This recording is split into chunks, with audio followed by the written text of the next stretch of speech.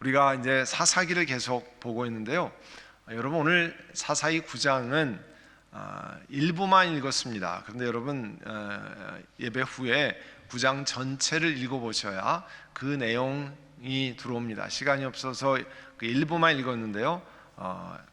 1절서부터 끝까지 꼭 읽어보시기를 바랍니다. 이미 사사기를 시작하면서 말씀을 드리고 반복드렸지만 사사기는 반복되는 패턴이 있습니다. 이스라엘 백성들이 본래 하나님의 백성으로 하나님 섬기도록 되어 있잖아요. 그런데 하나님 섬기지 않고 특별히 가나안 땅에 들어가서 우상 숭배를 일삼는 일이 생기면 하나님께서 그들을 채찍질하시고 돌이키기 위해서 주변에 있는 이방 나라들을 들어서 공격하고 어렵게 되고 하는 이방 나라 사람들을 채찍으로 사용하셨습니다. 오랜 시간이 지나서 도저히 감당이 안 되면 백성들이 하나님 앞에 나와서 하나님 우리를 건져주시기를 바랍니다. 우리를 살려주시기를 바랍니다. 그렇게 간구했죠. 그러면 하나님께서 정치와 군사를 담당하는 사사, 번역을 저지라고 했지만 판사는 아닙니다. 이런 그 정치와 군사를 담당하는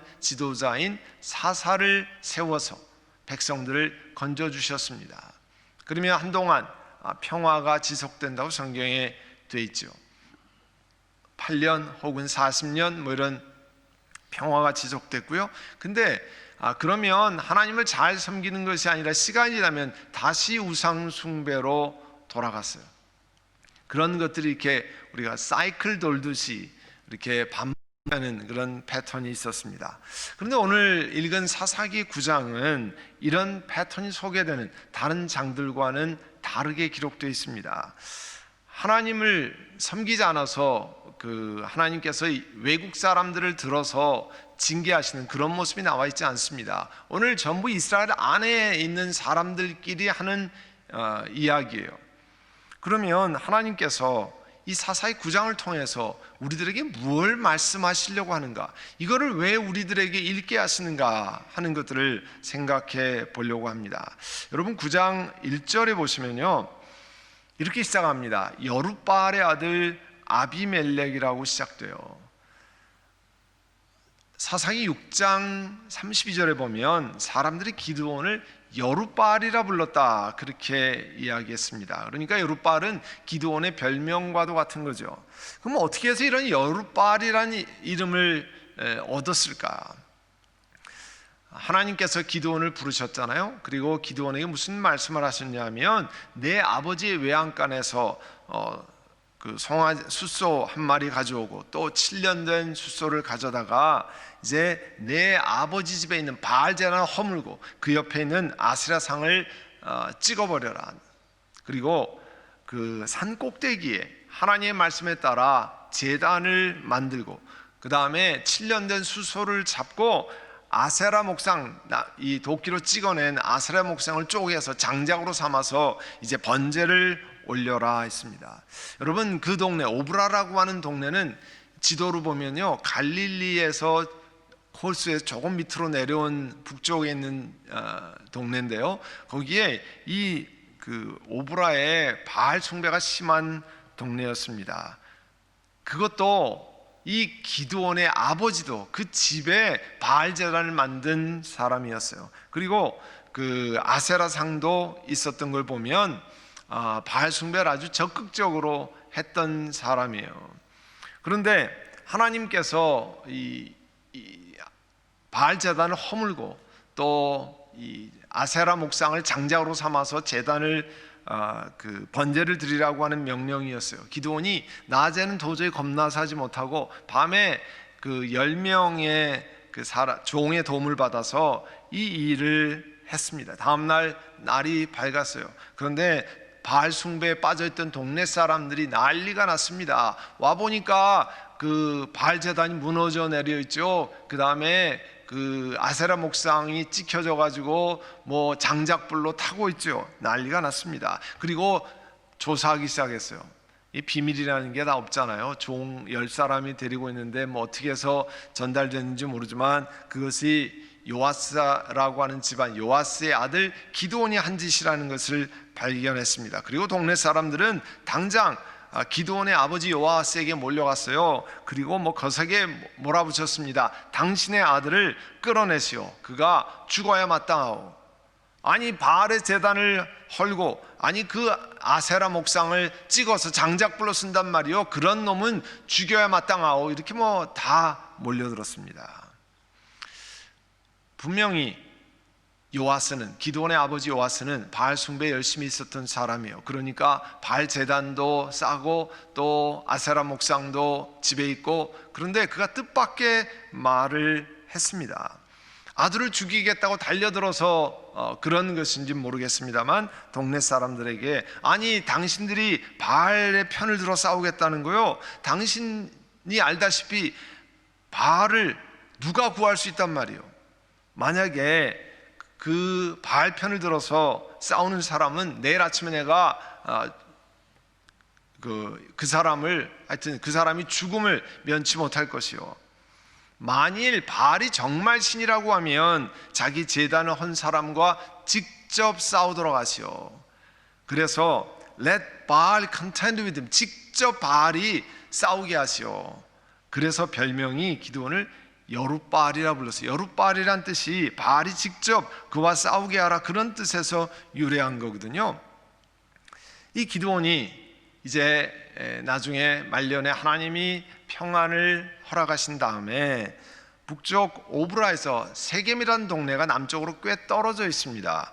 거기에 첩을 두고 거기서 얻은 아들이 아비멜렉이거든요. 이 아비멜렉이, 오늘 9장 1절에 보면 아비멜렉이요, 자기 외가 쪽, 어머니가 거주하는 쪽이 세겜인데 외가 쪽에 갔습니다. 외가 쪽에 모든 식구들에게 기드온의 아들이 70명이 있는데, 자기 형제들이 70명이 있는데 70명이 다스리는 게 좋겠습니까? 나 혼자 다스리는 게 좋겠습니까? 이런 이야기를 했어요. 그리고 외가 친척들에게 그렇게 전하고 세겜 사람들에게 이와 같은 내용을 좀 알려달라 이야기했습니다. 3절에 보면 그 친척의 마음, 그 다음에 세겜 사람들의 마음이 전부 아비멜렉이 기울어졌다, 그렇게 했어요. 그리고 뭐라고 얘기하냐면, 그는, 아비멜렉은 우리의 혈육이다, 우리의 다 피부치다, 그런 이야기를 했습니다. 그리고 4절 보면 바알브릿 신전이 나와요. 원래 브릿이란 뜻은 히브리어로 베레스, 약속, covenant, 언약이라 그런 뜻이에요. 그러니까 바알브릿은 바알과 언약 관계에 있다, 그런 뜻이죠. 이스라엘 사람들이 다른 사람과, 하나님과 언약을 맺은 사람이 바알과 언약을 맺었다고 하는 것 자체가 우상 숭배, 그 바알에게 충실한 종이 되었다고 하는 것을 암시합니다. 그런데 이 세겜 사람들은 바알 숭배에 이렇게 열심히 있는데 그 바알 브릿을 섬기는 그 신전에서 은 70냥을 꺼내 주었습니다. 신전에서까지 돈을 빼어서 아비멜렉에 준 이유는 한 가지예요. 아비멜렉이 자신들의 혈육이었다, 그런 뜻이에요. 우리 한국 사람의 표현으로 하면 우리가 남이가, 그런 표현이 있잖아요. 우리가 남이가라고 하는 그런 뜻은요, 무슨 뜻이냐면, 이 한국학을 연구하는 최준식 교수라는 분이 있는데 그분이 쓴 책에 보면 우리 안에서, 우리가 남이가라고 하는 얘기는 뭘 표현하냐면 우리 안에 일어나는 일은 가능하면 다 봐주자, 그런 뜻이라는 거예요. 그래서 아주 더 자세히 표현하면 이런 표현을 했습니다. 한국인들은 우리라고 하는 울타리 안에서는 이성, 위진을 사용하지 않는다는 거예요. 그러니까 우리라고 일단 한번 부르기 시작하면 저 사람이 우리 편이다라고 하면 이성적으로, 논리적으로 맞는다, 이런 건 하나 따지지 않는다는 거예요. 한국 사람들이 그렇다는 겁니다. 그래서 우리 편의 결속을 해치지 않는 한 우리 안에 구성원들은 다 좋은 사람이라는 거예요. 같은 우리 안에 있는 사람이 바깥에서 어떤 나쁜 짓을 해도 우리 집안 사람들만 해치지 않으면 다 좋은 사람이라는 거예요. 그게 지금 나타나는, 정치에서 나타나는 게 굉장히 많잖아요. 이것이 한국인이 보편적으로 가지고 있는 우리라고 하는 의식이에요. 세겜 사람들도 우리 한국 사람과 비슷한 건지 모르겠지만 이렇게 우리 혈육이 아니라 우리가 남이가, 그렇게 하고 이제 시작을 한 겁니다. 아비멜렉은요, 그래서 이렇게 신전에서 돈을 받은 다음에 그 돈 70냥으로 건달, 불량배, 깡패들을 고용해 가지고 자기를 따르게 했습니다. 그리고 아버지 북쪽에 있는 아버지 집 오브라에 가서 자기 형제 70명을, 여러분 이 지금 그냥 문자로 읽어서 밋밋한데 70명을 한 바위에서 차례차례 죽였어요. 정말 피비린내 나는 그런 살해 장면이 나오는 겁니다. 아주 잔인하게 형제들을 다 70명을 살해했다고 그랬어요. 깡패들을 동원해 가지고. 여러분, 기드온의 지난주에 말씀을 나눴습니다만 하나님이 주신 전쟁의 승리, 자기가 한 게 아니잖아요. 하나님이 전쟁을 하셨습니다. 그런데 그 전쟁의 승리가 누구인지를 잊어버리고 금으로 에봇을 만들어 가지고 백성들로 하여금 음란하게 우상 숭배를 했다라고 했습니다. 기드온이 말년에 그렇게 살았어요. 하나님 주신 40년의 평화 기간, 백성들을 하나님 앞에 우상 숭배를 파하고 하나님께 나아가는 것이 아니라 자기는 편안한 상황에서 에봇을 섬기도록 놔두고 사람들이 음란하게 행하도록, 이 영적으로 간음하도록 놔두고 자기는 성적으로는 점점 하나님이 하지 말라고 하는 수많은 아내를 두고 거기다 첩까지 두고 그런 일을 행했습니다. 그리고 그 첩에서 난 아들은 아비멜렉이라, 그 아들 이름을 내 아버지는 왕이라, 자기 마음에 어떤 마음을 가지고 있다고 하는 사실을 드러내는 거죠. 그래서 이 기드온의 방탕과 그 다음에 참 안타까운, 하나님께 사용받은 사람이었지만 그가 방심하고 넘지 말아야 할 선들을 넘은 다음에 나타난 유산이 누굽니까? 아비멜렉이잖아요. 그 아비멜렉이 아버지 사우지만 이 형제들을 다 몰살시켰어요. 이 기드온이 남긴 비극적인 유산이 어떤 것인 것을 이 9장에 보여주고 있습니다. 그런데요, 기드온의 아들을 이제 70명을 죽였습니다. 우리가 말한 악당이죠. 빌런이죠. 완전히 악당이잖아요. 이 악당에 대해서 세겜에 있는 백성들이 사실은 중징계를 내려야 되죠. 사형감 아닙니까? 그런데 세겜 사람들이 뭐냐면 아비멜렉을 옹호해서 이 참 악당을 왕으로 세웁니다. 무엇이 옳고 무엇이 그른지 전혀 구별하지 못하는 거죠. 사사기, 지금 우리 9장을 보고 있습니다만 사사기 17장에서 끝나는 21장까지 보면 이렇게 이스라엘 백성들이 극도로 망가지는 모습을 보여줍니다. 여러분, 하나님을 섬기지 않고 우상 숭배로 나아가면, 자기 육체의 욕심을 따라가면 사람이 점점 극도로 망가지는 거예요. 그런 모습을 사사기 17장에서 21장은 적나라하게 보여주고 있습니다. 오늘 9장에도 그것의 전초전이나 마찬가지예요. 하나님을 사랑하지 않고 육체의 욕심만을 따라가서 이 권력을 추구하고 형제 이런 거 아무런 상관하지 않고 세겜 사람들과 짜고 왕으로 세워지고 사람들을 죽이고 처절하게 세상에서 일어나는 일을 보여주고 있습니다. 그래서 사사기 맨 마지막 장의 마지막 절 21장 25절에는 그때는 이스라엘에 왕이 없으므로, 하나님을 왕으로 모시고 살지 않으므로 사람들은 저마다 자기 뜻에 맞는 대로, 자기가 원하는 대로, 자기 마음대로, 제 뜻대로 살았다, 이렇게 표현하고 있습니다. 고린도후서 4장 4절에 보면요, 이 세상의 신이, 악한 영이 믿지 않는 자들의 마음을 어둡게 했다고 그랬어요. 우리가 보면 도저히 할 수 없는 일, 해서는 안 되는 일을 마음이 어두워져서 마음대로 행했다는 거예요. 그래서 그리스도의 영광을 선포하는 복음의 빛까지도 보지 못하게 만드는 거예요. 그래서 우리가 다른 사람을 전도할 때도 기도하는 게 중요한 거는, 왜냐하면 세상의 영이, 악한 영이, 사탄이 사람들에게 복음의 빛을 들어도 알지 못하도록 어둠으로 가리워 있기 때문에 그렇게 하는 거예요. 여러분, 껌껌한 밤에 들어가면 바로 앞에 있는 펜이나 종이도 보이지 않잖아요. 그것처럼 세상의 마음을 그렇게 어둡게 만들었다는 거예요. 그리고 사사기 9장 22절에 보면요, 이렇게 왕이 돼가지고 아비멜렉이 3년 동안 다스렸어요. 한 나라를 다스리는 왕이 되어 3년을 권좌에 있었습니다. 그냥 세상 사람들이 보면, 내용을 잘 알지 못하는 사람이 보면 3년 동안 형통한 사람이라고 볼 수 있습니다. 70명의 형제를 죽인 악당치고는 굉장히 일이 잘 풀리는 거죠. 우리들도요, 살아가면서 우리가 보기에는 악한 일을 하는 사람인데 그 삶이 잘 풀려나가는 것을 볼 때 있습니다. 그럼 몹시 속이 쓰리죠. 불편하죠. 이런 불편한 마음을 시편 기자가 사실은 그대로 표현하고 있어요. 시편에. 시편 73편 1절에 보면 하나님은 마음이 정직한 사람, 마음이 정결한 사람에게 선을 베푸시는 분이건만, 73편 2절에 보면 나는 그 확신을 잃고 넘어질 뻔했구나. 그 믿음을 버리고 미끄러질 뻔했구나. 그것은 내가 거만한 자를 시샘하고 악인들이 누리는 평안을 부러워했기 때문이다.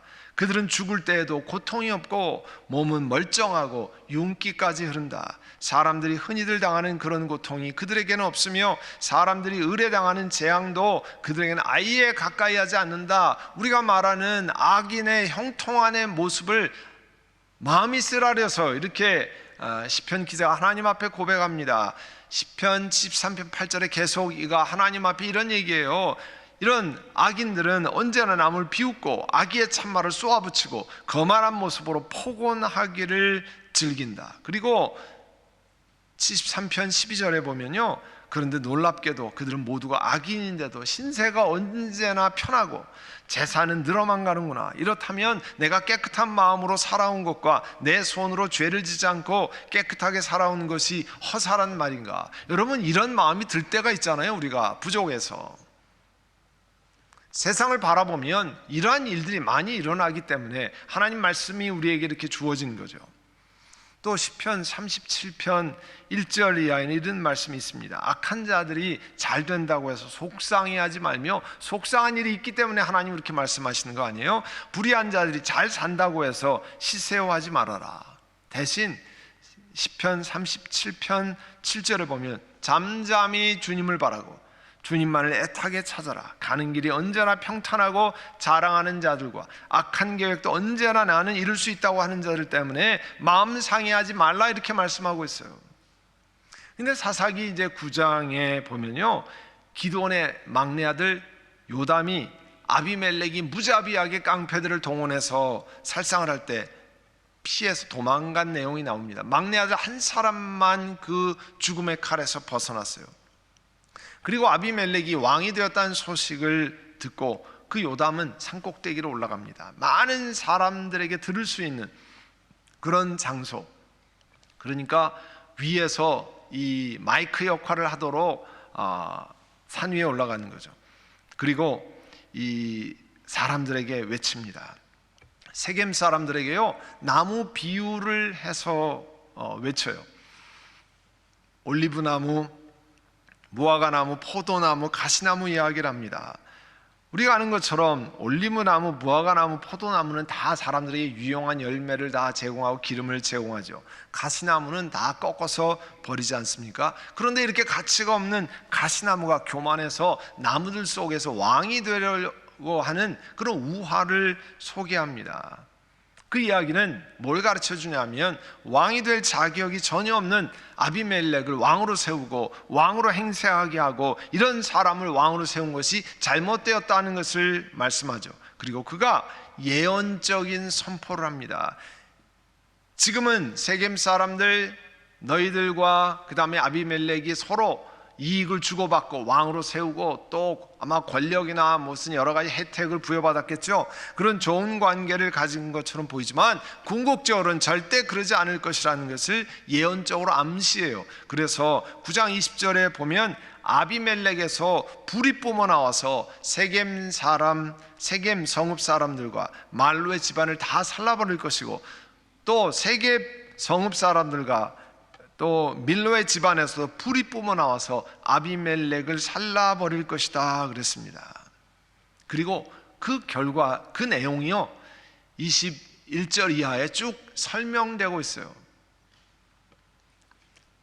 자기 욕심대로 살고 세상에서 말하는 성공을 거두면 우리가 보통 형통한 사람이라 그러고 세상에서 박수를 보내고 그렇게 합니다. 그러나 하나님이 지켜보시기 때문에 하나님께서 개입하는 시간이 옵니다. 시편 73편 17절에 보면 이렇게 악인의 형통함이 마음이 쓰라렸는데 하나님의 성소에 들어가서 하나님 앞에 가서 악한 자들의 종말이 어떻게 되리라고 하는 것을 깨닫게 되었습니다. 주님께서 그 악한 자들을 미끄러운 곳에 세우시고 거기에 넘어져서 멸망에 이르게 합니다. 그들이 갑자기 놀라운 일을 당하고 공포에 떨면서 자취를 감추며 마침내 끝장을 맞이하게 됩니다. 그렇게 고백하고 있어요.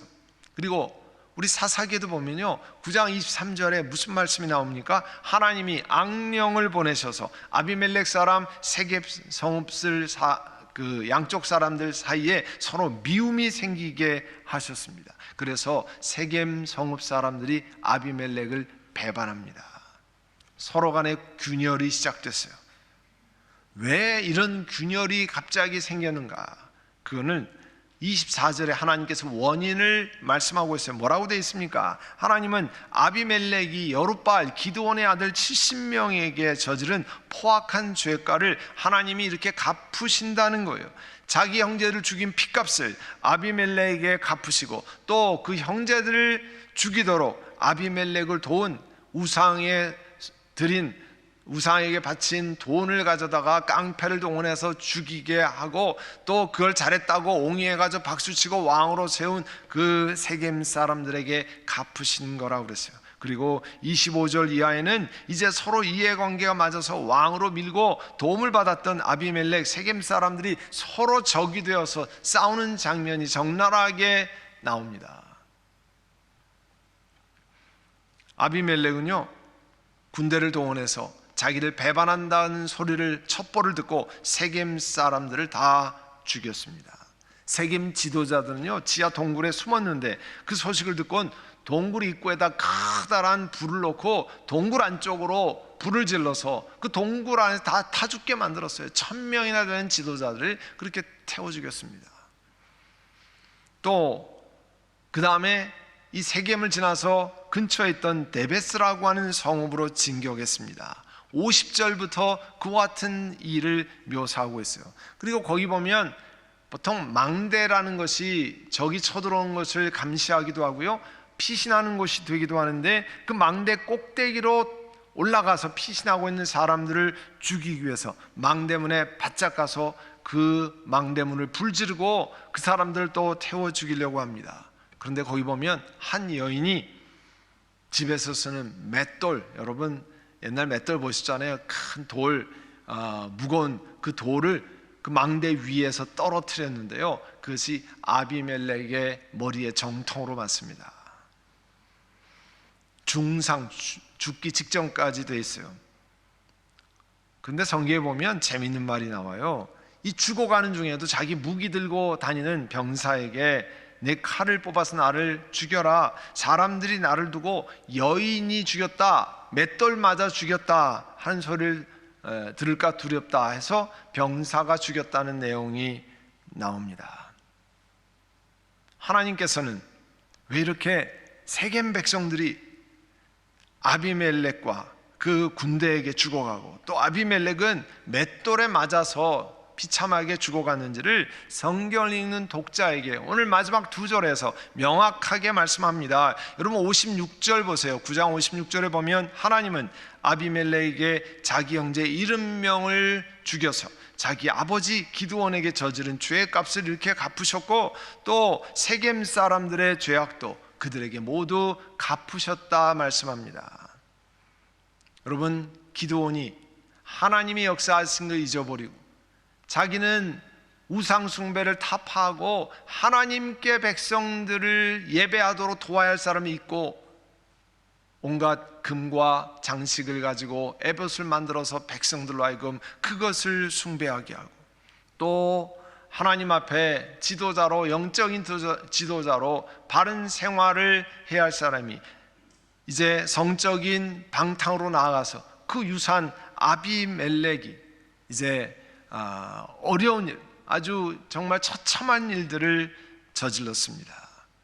친척을 동원해서 사람들의 지지를 결집하고 왕이 됐고 3년 동안의 왕의 권좌에 앉아서 성공한 것처럼 일시적으로 비춰졌습니다. 그러나 하나님은 그 아비멜렉의 중심을 하셨고 그 삶을 보시고 세겜 사람들의 악함을 다 보셨습니다. 그리고 하나님의 방법으로 아비멜렉과 세겜 사람들을 심판하셨어요. 그 내용이 9장에 나오는 내용입니다.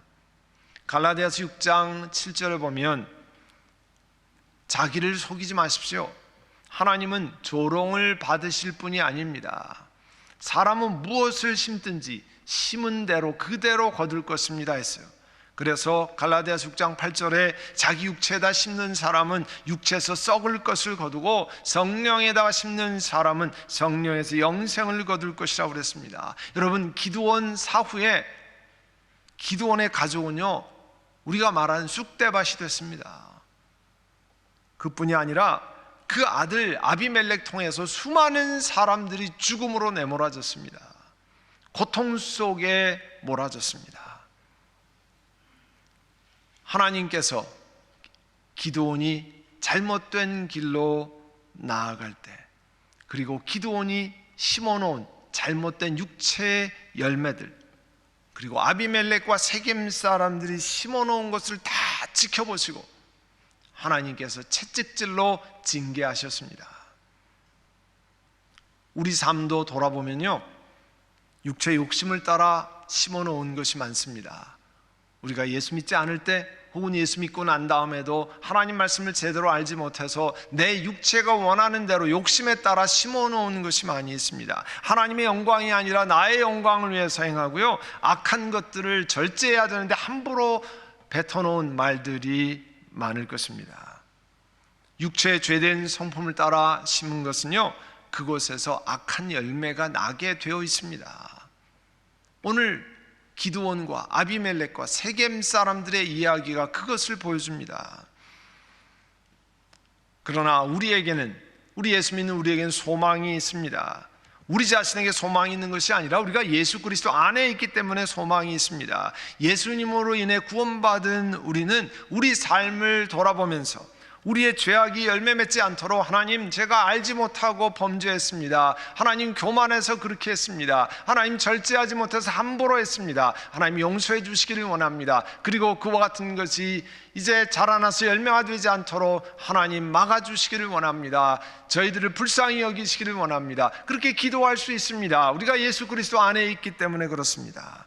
그리고 이번 팬데믹을 통과하면서 우리가 어떤 삶을 살아야 할지, 우리 인생이 어떻게 전개될지 정말 모르는 가운데 있잖아요. 성령 하나님께 의지하고 성경적인 생활 방식을 심어나가는 것 보기에는 굉장히 느리게 보입니다. 아무런 성과도 없는 것 같습니다. 우리의 보는 열매도 우리 눈앞에 없는 것 같습니다. 그러면서 질문할 때가 있죠. 하나님이 내가 이렇게 하는 거 아실까? 나의 고민을 지켜보고 계실까? 걱정하지 마십시오. 하나님은 세세히 다 지켜보고 계십니다. 아비멜렉과 세겜 사람들 기드온의 말년에 악한 것을 행한 걸 다 지켜보신 것처럼 우리의 느리지만 하나님 말씀대로 행하려고 하고 애쓰고 고민하는 그런 삶을 지켜보십니다. 그리고 하나님께서 모든 열매를 땅에서, 그러나 기억하실 것은요, 그 모든 열매를 땅에서 다 거두지는 못합니다. 많은 경우에 우리가 행한 것, 하늘나라에 가면 내가 이 땅에서 잘했다고 칭찬하실 날이 올 겁니다. 그와 같은 것을 기대하고 소망하고 하나님께 나아가는 자는 반드시 그가 계신 것과 그가 자기를 찾는 자에게 상 주시는 이심을 믿어야 할지라는 믿음을 갖고 하나님 앞에 나아가야 합니다. 오늘 이제 사사기 9장의 스토리를 통해서 우리의 삶을 지켜보시는 그 하나님 앞에 우리의 잘못된 것을 고백하고 또 하나님 앞에 바로 살아가는 그런 결단하는, 성령께 의지하는 우리 모두가 되시기를 간절히 소원합니다. 여러분, 오늘 들은 말씀을 기억하고요, 하나님, 과거에 제가 잘 몰라서 육체 욕심을 따라 또 예수 믿지 않을 때 내 마음대로 살았습니다. 또 예수 믿고 난 다음에도 내 중심으로 하나님의 뜻 가운데 어긋나는 일들을 했습니다. 하나님 용서해 주시기를 원합니다. 우리 한번 이 시간 각 가정에서 일터에서 이번엔 우리 묵상으로 조용히 하나님 앞에 회개하고 이것으로 다 회개가 되지는 않으니까 또 그 이후에 이번 주 중에 개인적으로 기도하면서 우리의 육체 욕심, 내가 죄악된 삶 고백하며 하나님 앞에 나아가기를 원합니다. 기도드리겠습니다. 사랑하는 주님, 오늘 사사기 9장을 통해서 이제 6장, 7장, 8장의 기도원의 삶을 통해서 보여주신, 그리고 그가 하나님이 역사하신 것을 잊어버리고 하나님께서 하신 것을 망각하고 이제 그 노년에 자기의 마음대로 행할 때 그 후손들이 참 아들이 모든 형제들을 죽이는 아비멜렉 같은 인물이 태어나고 또 그렇게 자기 마음대로 사는 일들을 행했습니다. 그리고 세겜 사람과 아비멜렉 사람들이 육체의 욕심을 따라 행할 때 하나님 그것을 보시고 징계하셨습니다. 사랑하는 주님, 우리의 삶을 돌아보고 하나님 내 육체대로 내 마음대로 죄악된 일 행한 것 돌아보며 회개하고 이제 하나님이 허락하신 나머지 인생에 하나님의 뜻 가운데 살아가기를 원합니다. 고백하는 죄를 되게 하여 주옵소서. 예수님의 이름으로 기도드립니다. 아멘.